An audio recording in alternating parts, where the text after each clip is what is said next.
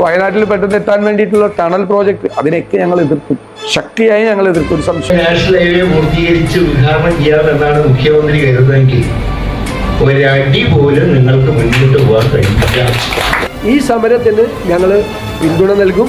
അതിന് ഐക്യദാർഢ്യം പ്രകടിപ്പിച്ചുകൊണ്ടുള്ള പരിപാടികൾ കൂടി UDF-ന്റെയും കോൺഗ്രസിന്റെയും നേതൃത്വത്തിലുണ്ടാകും. ഈ തീരദേശ ഹൈവേയിലേക്ക് പോകുന്നത് ശരിയല്ല. ഗവൺമെന്റ് ഇത് പുനഃപരിശോധിക്കണം. ഇത് പ്രായോഗികമല്ല.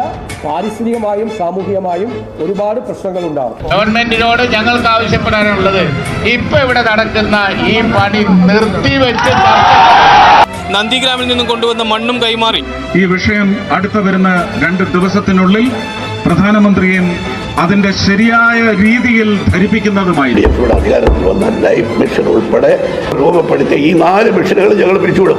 ഫോണിന്റെ ഉദ്ഘാടനവുമായിട്ടോ അതിനനുബന്ധ ചടങ്ങുകളായിട്ടോ ഒരു കാരണവശാലും പ്രതിപക്ഷം സഹകരിക്കില്ല. വരാനിരിക്കുന്ന ദിവസങ്ങളിൽ 4 അഴിമതികൾ കൂടി, പ്രധാനപ്പെട്ട 4 അഴിമതികൾ കൂടി കഴിഞ്ഞ സർക്കാരിന്റെ കാലത്ത് പുറത്തു വരാൻ പോവുകയില്ല. കേരളയിൽ സിൽവർ ലൈൻ പദ്ധതി കേരളത്തിൽ നടത്താൻ അനുവദിക്കുന്ന പ്രശ്നമില്ല.